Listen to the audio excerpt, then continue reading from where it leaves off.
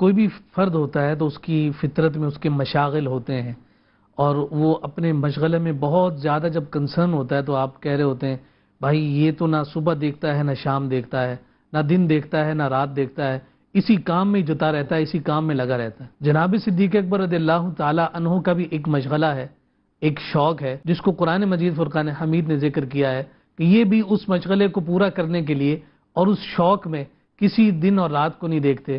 فرمایا الذین ينفقون اموالهم باللیل والنہار، فرمایا وہ کہ جو اللہ کی راہ میں خرچ کرتے ہیں رات کو بھی دن کو بھی، سرا و علانیہ، چھپ کر بھی اور ظاہر بھی، فلہم اجرہم عند ربہم، ان کا جو اجر ہے رب ذوالجلال کی بارگاہ میں ہے۔ شان کیا ہوگی؟ ولا خوف علیہم ولا هم یحزنون۔ مفسرین نے فرمایا یہ صدیق اکبر ہیں کہ جو ہر موقع اور ہر وقت تلاش کرتے ہیں کہ کب دین کے لیے اپنے مال کو وقف کریں، اپنے مال کو صدقہ کریں اور اپنے مال کو استعمال کریں۔ اور اسی وجہ سے کائنات کے تاجدار صلی اللہ علیہ وسلم کا یہ فرمان کتنا بڑا اسٹیٹس ہے جناب صدیق اکبر کا کہ حضور علیہ السلام فرما رہے ہیں کہ کسی کے مال نے مجھے اتنا فائدہ نہیں دیا جتنا فائدہ مجھے صدیق اکبر کے مال نے دیا ہے۔ اس سے اندازہ لگا لیں کہ جناب صدیق اکبر نے نہ صرف مال خرچ کیا بلکہ ایسی جگہوں پر کیا کہ جہاں بہت زیادہ ضرورت تھی۔ اسی لیے کہا جاتا ہے کہ صدقہ و خیرات میں اس جگہ پر خرچ کرنے کا زیادہ اجر ہے کہ جہاں ضرورت ہو۔ ایک شخص کو کپڑے کی حاجت اور ضرورت ہو، آپ اسے کھانا دیں تو وہ اس اشتیاق سے اسے قبول نہیں کرتا، اسے حاجت کسی اور شے کی ہے۔ 40,000 دینار کے مالک تھے جب آپ ایمان لے کر آئے۔ اللہ اکبر۔ سیرت نگاروں نے بیان کیا ہے کہ سارے کے سارے آپ نے ایک کام پر خرچ کیے ہیں، اور وہ کام کیا ہے؟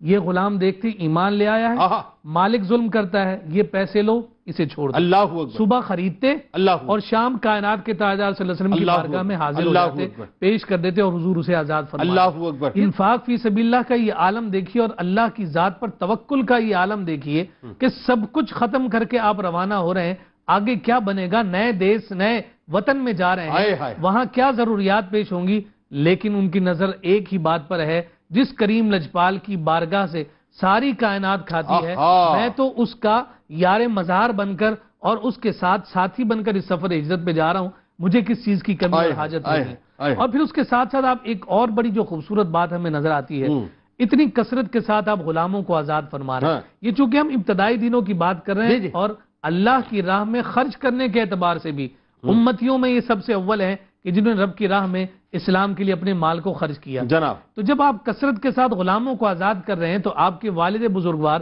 جو اس وقت تک ایمان نہیں لائے، ابو قحافہ، وہ کہتے ہیں کہ آپ اگر غلام آزاد کرتے بھی ہیں تو کوئی تونگر اور کوئی جو ہے وہ مضبوط اور قیمت والے کہ جس کی آپ کو بعد میں حاجت ہو جائے تو آپ اس سے کوئی مدد لے سکیں، کوئی تونگر قسم کے اور تگڑے قسم کے غلام لے کر آزاد کیا کریں تاکہ بعد میں آپ بھی ان سے کوئی نفع حاصل کر سکیں۔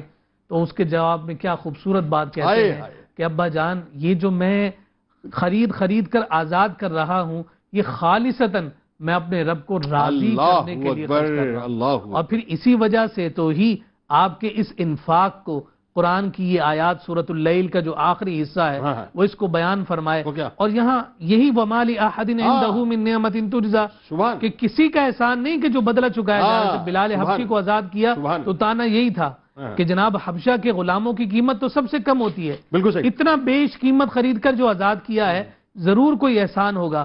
قرآن کہتا ہے اس کے اخلاص پر بات مت کرنا، ایسے اخلاص والا ایک ہی ہے جو میرے مصطفیٰ کا خلیفہ بھی بنانا ہے اور مصطفیٰ کا جانشین اور نائب